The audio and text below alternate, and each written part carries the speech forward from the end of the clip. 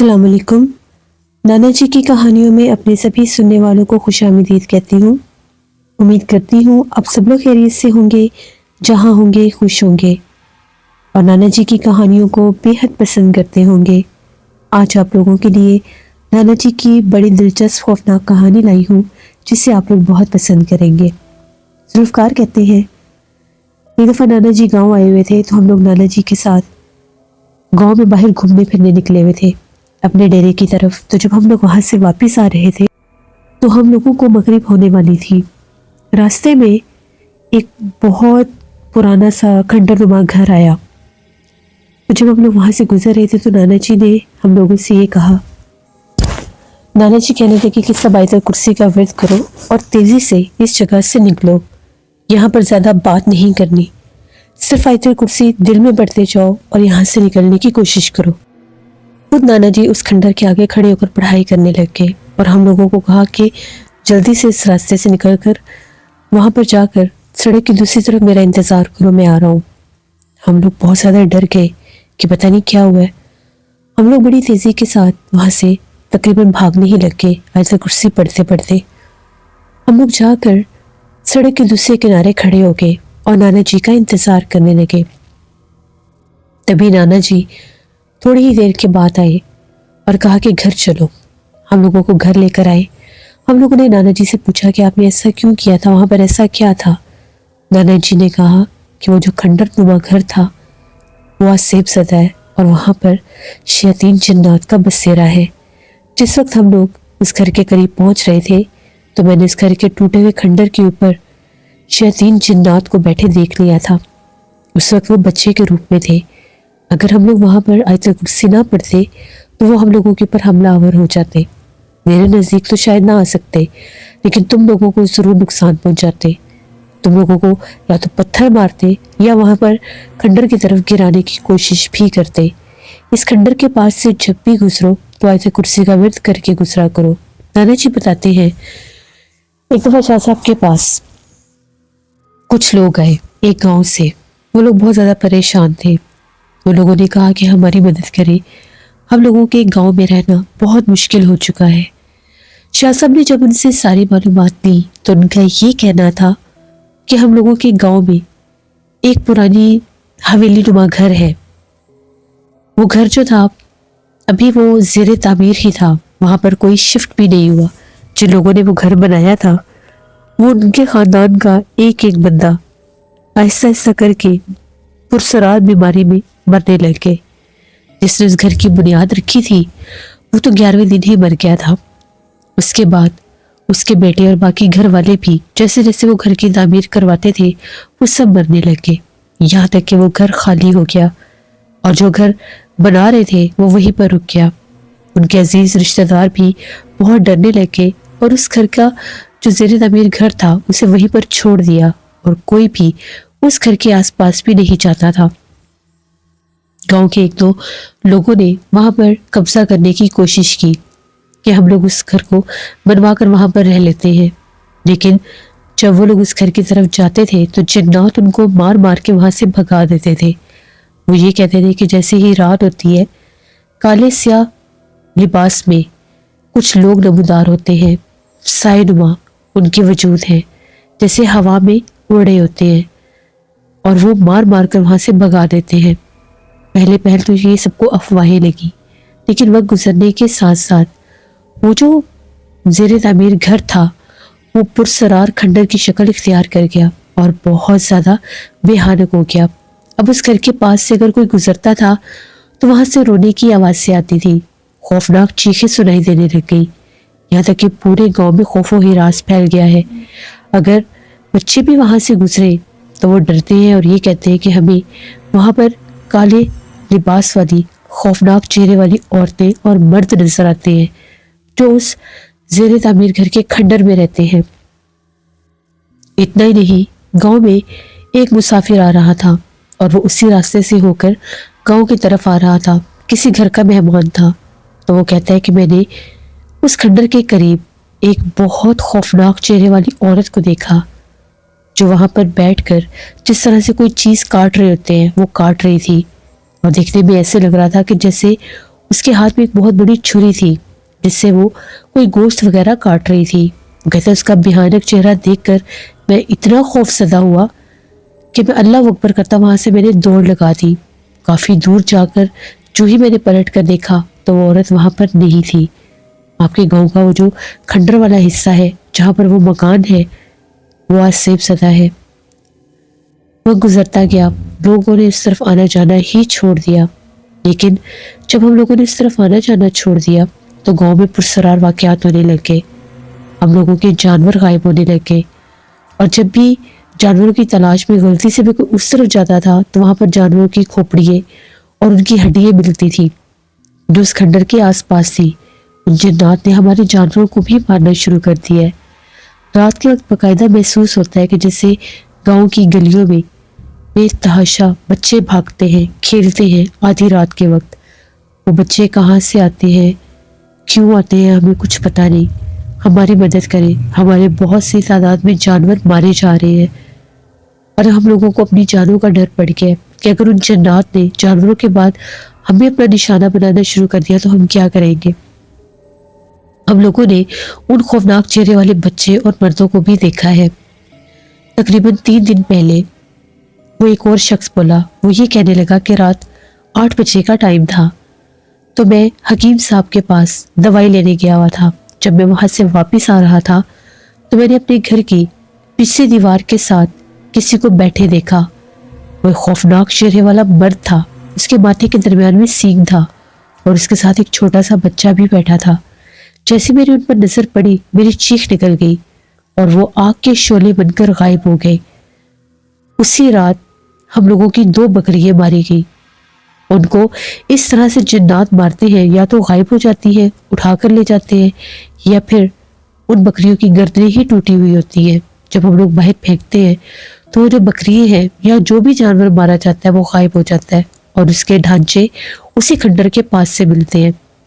وہاں پر عجیب و غریب پتھر اور بہت سے کوئلے بھی نظر آئے ہیں۔ آپ ہماری مدد کریں کہ یہ کیا مخلوق ہے اور ہمیں کیوں تنگ کر رہی ہے۔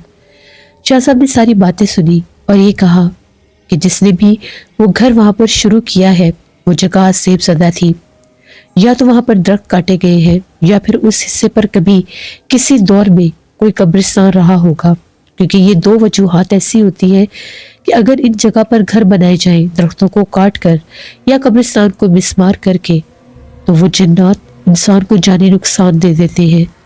ان لوگوں کا یہ کہنا تھا کہ وہاں پر قدیم پرانے برگد کے 2 درخت ہوتے تھے، کہتے تھے کہ ان درختوں کے اوپر بھی جنات رہتے ہیں۔ جس کا وہ جگہ تھی، جس کی زمین تھی، اس نے ان درختوں کو کٹوا دیا۔ وہ بالکل بوڑھے درخت ہو چکے تھے کیونکہ بہت پرانے درخت تھے۔ وہ کٹوانے کے بعد وہ لکڑی بھی اس نے بیچی بھی، استعمال بھی کی۔ جب اس نے اس گھر کی بنیاد رکھی اس کے بعد اس کے ساتھ یہ حادثات شروع ہو گئے۔ وہ 11ویں دن مارا گیا تھا، اس کی ٹانگیں ہی ختم ہو گئی تھی۔ ڈاکٹرز کو، حکیموں کو، کسی کو سمجھ ہی نہیں آئی کہ اس کے ساتھ ہوا کیا تھا۔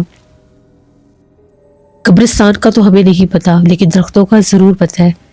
شاہ صاحب نے کہا کہ میں نے پہلے ہی بتایا ہے، یا تو وہاں پر درخت رہے ہوں گے یا کبھی کوئی قبرستان رہا ہوگا۔ جو کوئی بھی یہ عمل کرے گا اس کے ساتھ ایسا ہی ہوتا ہے، کیونکہ وہ جنات ان کی جانی دشمن بن جاتے ہیں۔ اور وہاں پر جن جنات کا بسیرا ہے وہ افریت کا قبیلہ ہے جو وہاں پر رہتا ہے۔ وہ بے تحاشا سخت جنات ہوتے ہیں جو انسان کے دشمن بن جاتے ہیں اگر ان کو نقصان دیا جائے تو وہ اسی طرح سے نقصان دیتے ہیں۔ شاہ صاحب نے کہا کہ وہاں پر عمل کرنا پڑے گا، اس کھنڈر کے آس پاس حصار باندھنا ہوگا اور باقاعدہ وہاں پر حصار کے کیل لگائے جائیں گے، تبھی وہ جنات گاؤں کی طرف آنا جانا بند کریں گے۔ اس کے علاوہ اگر ان کو نہ روکا گیا تو وہ پورا گاؤں ہی خالی کر دیں گے یا کھا جائیں گے، کیونکہ وہ آدم خور بھیانک جنات ہیں جو انسانوں کو، جانوروں کو، جانداروں کو کھاتے ہیں۔ شاہ صاحب نے کہا کہ یہ عمل صرف جمعرات کی رات ہی ہو سکتا ہے۔ جس دن وہ لوگ آئے تھے اس دن منگل کا دن تھا۔ شاہ صاحب نے کہا کہ آپ لوگ جمعرات والے دن آئیے گا، ہم آپ لوگوں کے ساتھ جائیں گے۔ اس سے پہلے آپ نے کچھ کوئلے اور سوکھی لکڑی کا انتظام کر کے رکھنا ہے، اور 2 کالے بکرے بھی ہونے چاہیے جن کی وہاں پر باقاعدہ طور پر جا کر ان کو ذبح کیا جائے گا اور وہ گوشت وہاں پر صدقے کا پھینکا جائے گا۔ गाँव वालों ने कहा कि ठीक है। जुमेरात वाले दिन वो लोग आ गए और हम लोग शाह साहब के साथ वहाँ पर रवाना हो गए। 2 काले बकरे जिन पर शाह साहब ने पूरे गांव का सदका करके वहाँ पर ज़िबा करवाए। वो सारा गोश्त, उसके बाकियात जो थे उस तरफ ही लेकर जाने थे। वो जो कोयले थे उनके ऊपर भी शाह साहब ने दम किया और एक तावीज़ लगाकर उन कोयलों को भी एक हिस्से में रखवा दिया गया। अब उस पुराने खंडर का जो वो घर था, जो ज़ेर तामीर था, वहाँ पर कोयले, गोश्त और सूखी लकड़ी, वहाँ पर शाह साहब ने कहा कि जैसे मगरिब होगी सूखी लकड़ी में आग जला देनी है। सूखी लकड़ी में जैसे ही आग जलाई तो शाह साहब ने वहाँ पर अमल करना शुरू कर दिया। उस खंडर के अंदर से चीखों पुकार शुरू हो गए। बेतहाशा भयानक आवाज़ें थी, जैसे बहुत सी औरतें और मर्द बैन कर रहे हैं, रो रहे हैं खौफनाक आवाज़ों में।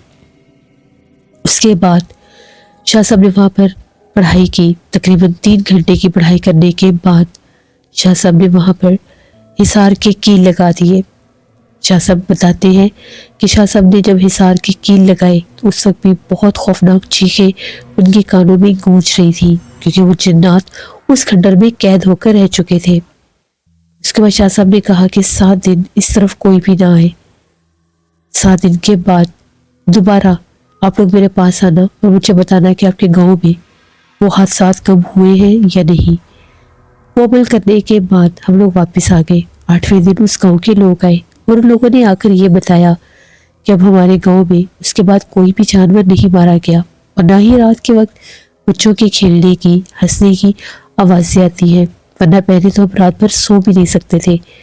गाँव की गलियों में बच्चे भागते थे। कभी ऐसा लगता था कि जिस तरह से बहुत से लोग लड़ झगड़ रहे हैं या बहुत से लोगों का एक काफिला भी गुजरता था।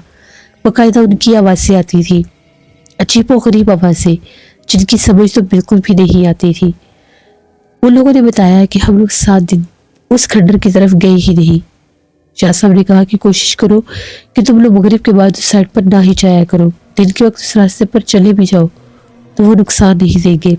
अब वो जिन्नात, वो अफरीद का पूरा कबीला उसी खंडर में कैद रहेगा जब तक वो कील वहां पर और हिसार वहां पर रहेगा।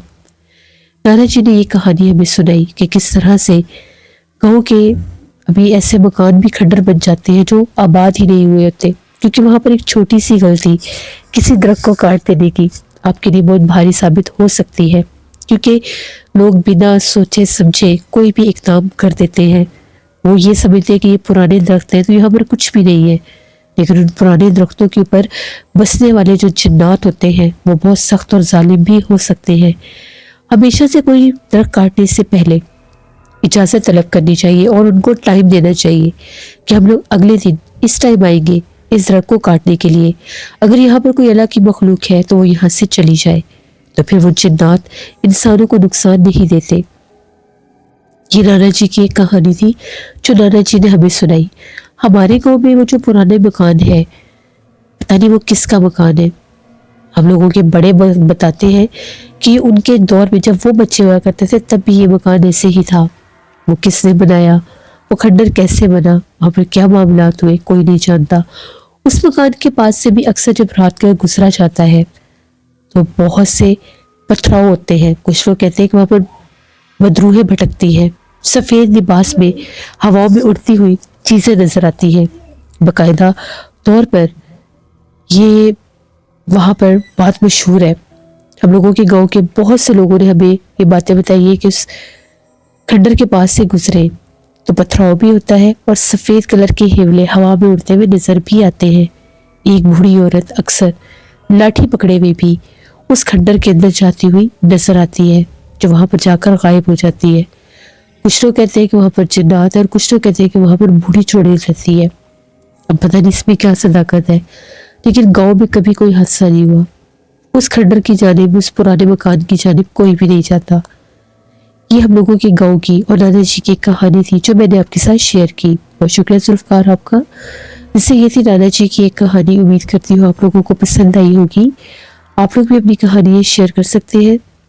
नाना जी की कहानी, अपने ग्रैंड पेरेंट्स की कहानी डिस्क्रिप्शन बॉक्स में दिए गए ईमेल आईडी nusheenbek57@gmail.com पर।